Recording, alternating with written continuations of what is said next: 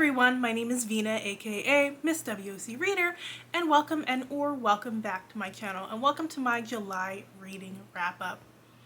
So I read some interesting books this month, so let's get into it. The first one that I read was An Offer from Mr. Wrong by Niobe Bryant. It is a part of the Crest Brothers series. It is Crest Brothers number 3. I previously read Crest Brothers number 2. Since it's a romance, they're pretty much standalone and you can read them out of order. So I enjoyed the previous book, so I decided to get into this one. And we're following one of the brothers who has recently discovered that he's part of the family. Like, he grew up in England, he didn't know his father. And it's all come out in the media recently that he is this long lost heir. He was tracked down by a PI that the other brothers had hired, and he's very upset about it as he's in New York now trying to get to know his family. And he grew up like an only child basically, so it's all very overwhelming to him. So he because the only person he knows in New York is this PI, he gets her to agree to fake date him so that he can spend less time with the family because they're just so overwhelming, even though he's there to get to bond with this family. And I enjoyed it at first, but then I felt like the author was just putting way too many popular tropes into it, and it kind of got bogged down. Because like, you already have this long lost son, and then we're throwing in fake dating, and then they're both like in a grumpy sunshine dynamic where he's very grumpy, and grumpy more so as rude and obnoxious for no damn reason, while we're supposed to see her as like the sunshine easy person. And then like there's some sudden death being thrown in. It was just a little bit too much for me, and I ended up not enjoying it because you weren't able to stop and take a break and really enjoy this couple. Like, there was time jumps too, even though we're already working with a short period of time, and that just made no sense because I'm like, they went from hating each other to being friends to falling in love, and I'm like, why are we skipping time so that we don't see it? Like, why are we coming back a few days later and they're suddenly friends? It just made no sense to me. So then I read Jayden's Secret Ingredient, which is by Melina Mangal and Ken Daly. It's a picture book, and it's the second one in a series, and basically what happened in like the previous picture book is they built a community garden, so now they're finally seeing the fruits of their labor, and they have all these like green peas that they're picking, and Jayden is a little bit scared to try the peas because he's never tried it before. And it's just a great book about community and gardening and making different dishes depending on your culture, and that was a really cute story. So then I read I Am Somebody by Nyasha Williams and Ashley Evans, and that was another picture book, and I actually read this one with my niece, and originally I rated it like a 4-star, but then I had to knock it down because when I read it with her, she was not feeling it. Granted, she wasn't really in the reading mood that day, but for this one, she was kind of bored. Like, it does have a very heavy-handed message about being somebody and taking a stand. Like, we're following this little girl, and all day she's just going around seeing like injustices and being like, you know, somebody should do something, somebody should fix it. And then finally she realizes she needs to be that somebody to fix it and do something and make everything better, and everybody needs to become somebody and take their part in their stand in helping their community. So it's a great message, but it's very like hyper focused on the message. It's not subtle at all, and because my niece wasn't really feeling that. So then I read The Splinter in the Sky by Kemi Ashingiwa, and this one took me a bit of time to get into. Like, it wasn't necessarily overly long or anything. It's just that there wasn't much excitement in it for me. Like, the book was very readable, but I wasn't super into the plot as it developed. I feel like our main character, Nitan, got through things very, very easily without too much fight. Like, everything was very convenient. So basically, Nitan comes home, realizes that her sibling has been kidnapped, and next thing, her lover is killed, and then she's kidnapped by space pirates and taken to this like foreign planet owned by the empire that rules their planet, and she ends up being like recruited to become advisor to the Empress.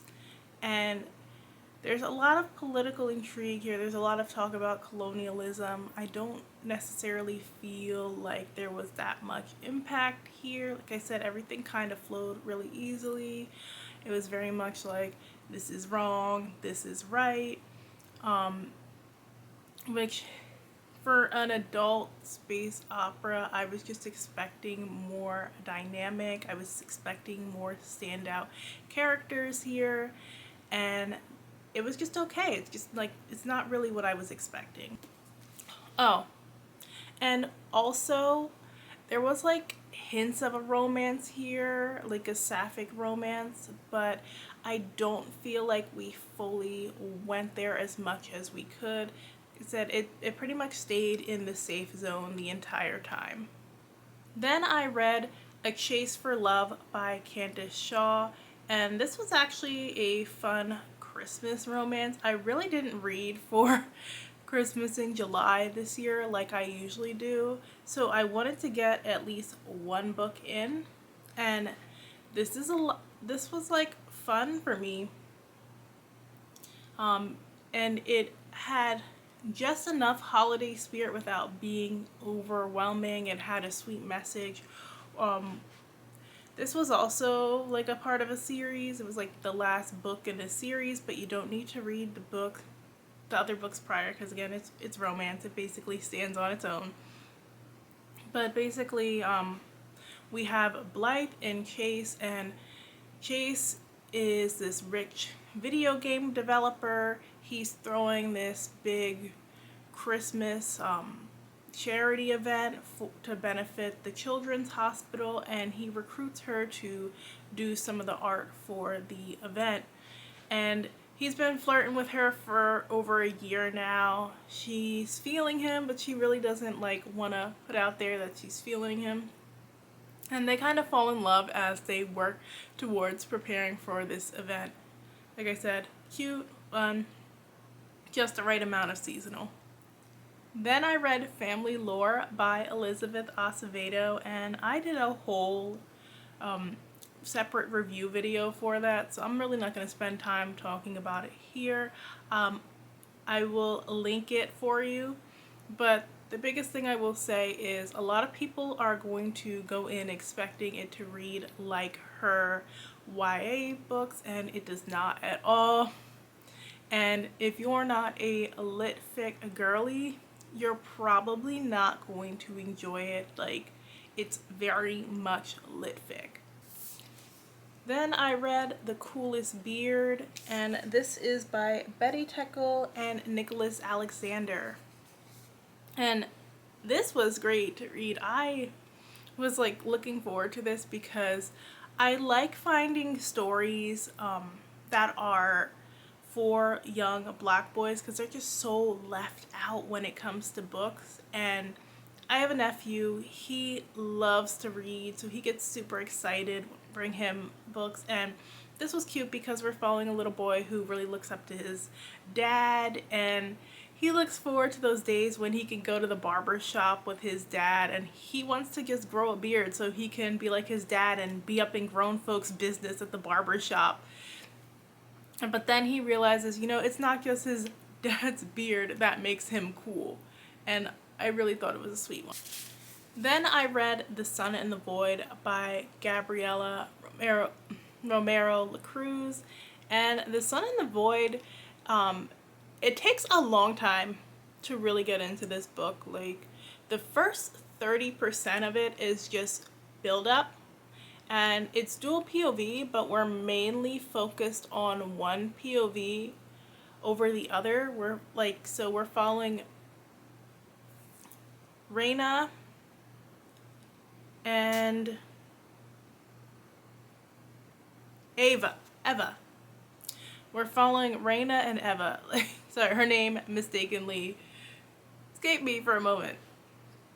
And Reina's POV definitely dominates here. They kind of come from similar backgrounds in that they're both of mixed heritage. They're both kind of shunned from their families. I mean, well, in the case of Reina, she pretty much doesn't have a family anymore. She starts off the book locating this grandmother who finally reached out to her after years, and she's like, I might as well go meet her because I really don't have any other family. And she's like desperate to have a family since her father died. Well, Eva doesn't know her father. Her mother is deceased, and her immediate family kind of treats her like trash. Like I said, the first 30% of this book is mostly build up and setup, and I honestly feel like they could have edited this down significantly, because it just makes the whole part one read like an extended prologue. And I feel like a lot of people are going to give up on this book by that 30% mark, and that's just not great. And there was a lot of like stuff I felt like was unnecessary that took a little bit of time to develop for you to really get into this world. Once I did start to understand the world in part two, I had a much better time. I'm still not wholly convinced about Reina. A lot of times during the book, she was just letting stuff happen to her, and we don't really see her start to take a stand until the very end. I also didn't really understand her obsession with Celeste, and like that this book was like being advertised like with the sapphic romance, and the sapphic romance really wasn't hitting for me in any direction in this story. So with Anna, she goes and almost dies trying to get to her grandmother's house, and then ends out that her grandmother lives in this manor with this family who hates her kind, and she's really obsessed with putting this family back together after like the head woman of household dies, because that woman was nice to her for like 2 seconds. I feel like the time skips that happened in the beginning of that long prologue did not help, because we see really like upset, like she finally felt like she had a place, and but they're still treating you like the servant, honey. And so everybody's upset once the head of this household dies, and they are trying to bring her back to life by using hidden void magic. On Eva's end, it took a while for her story to really like start to come into play, because like the whole part one we barely get her POV, and then I'm just like, so when are she and Rena gonna cross paths? What is her purpose in the story? And then like in part two is when her story really starts to take off, and she meets this man who promises her the world, and he's going to train her on how to use these special powers she possesses, and then you kind of see where things are going to unfold. I had mixed feelings about her whole situation, because she rushes into this marriage, and then like it appears that her husband is very abusive, but then there's some stuff that goes on here that's like, no, he's not really abusive, like there's underlying things going on, and he did something that is very hard to get past, and I feel like we're trying to push past it, and I don't know how I feel about that. Like it was a little bit much. But overall, I had a much better time with this in part 2. Like I said, if they would have not dragged out part 1 and we would have just kept a steady pace throughout, I would have had a better time. I'm still interested in picking up the sequel though. Then I read The 5-Day Reunion by Mona Shroff, and I was supposed to read this like a couple months ago, and then I didn't read it, and then Hoopla had the audiobook, so I listened to it, and it was actually a great experience. Like, there's a husband and a wife, and actually they're divorcees. So they're at his sister's wedding. He shows up, he sees his ex-wife, he's like, what is going on? He finds out his mom never told the rest of the family that he got divorced. He's like, because of shame in their culture, it's really shameful to get divorced. And then she's like, my dad, he was sick and I didn't want to tell him because I don't want to hurt him. I don't feel like his health is up to it. So basically he has to pretend to still be in love with his ex-wife, and they've been divorced for a couple of years now. They got divorced because they really weren't supporting each other in the way that they should. So I like how this group was done, because a lot of people like make up stupid reasons for why people are like fake dating or in a fake marriage or like other fake relationship. I feel like we had a reasonable enough explanation, and it really worked here because the two had a past relationship. They were so comfortable with each other. They had to kind of convince the people who knew they were divorced that they had reconciled. And we also see how like the breakdown of a relationship affects the family members. So she was good friends with his sister, and of course she couldn't remain being good friends with his sister after they got divorced, because like that's weird. So his sister was very upset about it, and she was also harboring feelings about this marriage being dissolved. And I love like the energy in this. So it's a 5-day Indian wedding celebration. I felt like she gave us just enough about the wedding, but without being too like over explanatory about it. I like the little added touches of culture here.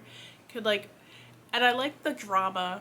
Like, it just had the right amount, like between the girl he dated who was working for his family's company, who was just being an absolute bitch, and the drama the mom had with her siblings.